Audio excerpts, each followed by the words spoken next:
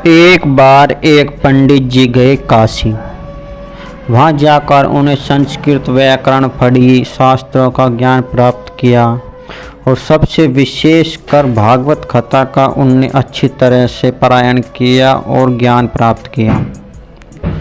और जब ये ज्ञान प्राप्त कर वो वापस लौट रहे थे तो वो ट्रेन में बैठकर आ रहे थे तो किसी ने बीच में उनका ये भी साफ कर दी और उनके पास खाने और टिकट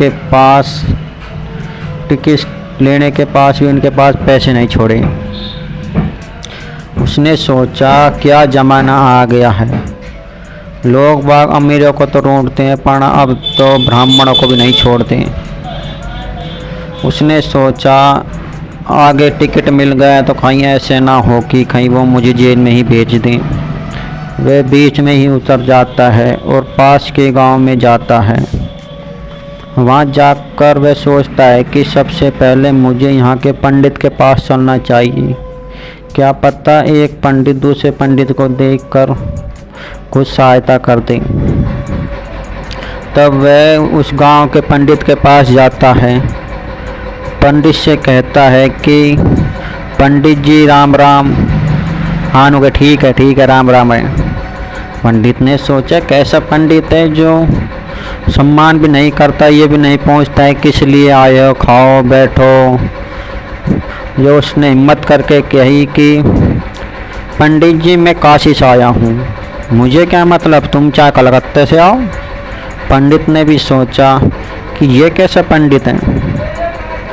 जब भी उसने काशी से आए ब्राह्मण ने कहा कि मैं भागवत कथा करता हूँ। पंडित ने बोला हमने तो आज तक भागवत कथा देखी नहीं। ब्राह्मण ने सोचा अब तक इस पंडित को यही पता नहीं भागवत कथा देखी नहीं जाती, सुनी जाती है। अच्छा चलो बताओ। यह ब्राह्मण ने कहा कि यदि आप मुझसे भागवत कथा करवा लो। नहीं हमें नहीं दिखाना किसी को भागवत कथा। अरे नुक नहीं करवानी है, नुक तुम्हारे गांव के पटेल से बोल दो कि वो करवा लेगा। हाँ पटेल जी करवा सकते हैं। वे ब्राह्मण को लेके पटेल जी के पास जाता है।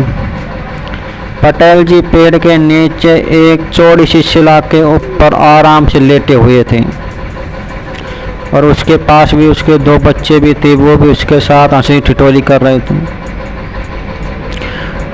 पंडित जी ने अपने पटेल के गांव से पटेल से कहा कि ये पटेल जी ये ब्राह्मण आए हैं और ये पता नहीं क्या भागवत कथा दिखाना चाहते हैं, पता नहीं क्या करना चाहते। अच्छा। पटेल को और बच्चों को लगा शायद कोई जादूगर का खेल है इसलिए दिखाने के लिए आए हैं। हाँ चलो ठीक कर दो।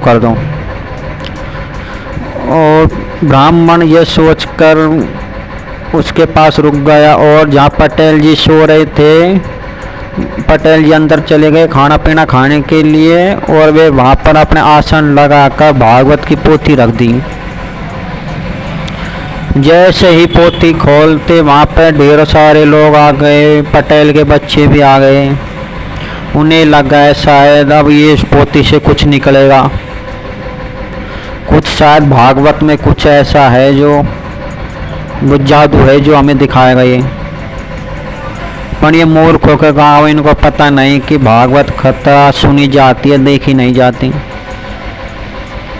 जैसे ही वो मंत्र बोलने लगा लोग बाग उत्साहित होने लगे, शायद अब दिखाएगा। और खाने के बाद पटेल जी आ जाते हैं। उसी सलबट्टे पर पंडित को बैठा देखते हैं तो वे उसकी गोद में ही सिर धर के सो जाता है। पटेल का सर भी काफ़ी भारी और काफ़ी मजबूत शरीर था। उसके दर्द से पंडित जी की जांघों पर दर्द होने लगा। पंडित ने सोचा ये कैसा यजमान है जो खुद यजमान होकर भी सो रहा है और सो रहा है नहीं मेरी गोद में भी सो रहा है। ब्राह्मण ने उसको खूब हटाने की कोशिश करी पर वो हटता ही नहीं। ब्राह्मण ने गुस्से से उसके एक ही चपाटा मारा, वो नीचे आर पड़ा। गांव के सभी लोग बात सोचने लगे शायद भागवत शुरू हो गई है और पटेल को भी गुस्सा आया। पटेल ने भी उसके 2-3 जड़े लोग बाग बचाने की दिखे उनको देख रहे थे, वो सोच रहे थे शायद यही भागवत चल रही है। फिर ब्राह्मण को जोरदार गुस्सा आया। ब्राह्मण ने अपनी लंगोटी ऊपर करी और पटेल को दबोचा और गड्ढे में पटक दिया और गड्ढे में पटक कर उसकी छाती पर अपना पैर धर दिया। लोग बाग अब भी सोच रहे शायद भागवत तो जोरदार है, शायद इसे ही भागवत कहते हैं। ब्राह्मण ने जोर से कहा, मेरे ऊपर भागवत सवार है और ये भागवत जब भी उतरेगी जब हम सब अपने अपने घर से कुछ ना कुछ धन लाएंगे और पोटली में बांधकर मुझे देंगे। लोग बागों ने सोचा कहीं ये भागवत इससे पटेल से उतर के कहीं हमारे ऊपर ना आ जाए, इसी डर से वे अपने घर से थोड़ा थोड़ा धन लाकर उस ब्राह्मण को दे दिया। ब्राह्मण छाड़ी चौथी करते हुए गांव से के बॉर्डर से बाहर जाता हुआ दिखाई दिया। लोग बाग सोचने लगे ये कैसी भागवत है जो पटेल के उस हरकत शरीर से हटकर और गांव के बॉर्डर से बाहर जा रही है। ब्राह्मण तो वहाँ से चला गया। तभी वहाँ के लोग बागों ने उस पटेल जी से कहा, हे पटेल जी, आप तो बहुत ही पुण्यशाली भाग्यशाली हो जो आपने भागवत करवा ली। हमारी औकात कहाँ की हम भागवत करवा लें। यह बात सुनकर पटेल जी का सीना चौड़ा हो गया और वह कहने लगा, हाँ ये तो आप सभी के आशीर्वाद का ही पुण्य है कि मैंने भागवत करवा ली। अब मूर्खों को ये पता नहीं है कि ये भागवत नहीं है, पर मूर्खों के गांव में अधिकतर आजकल भी ऐसी भागवत होती हैं।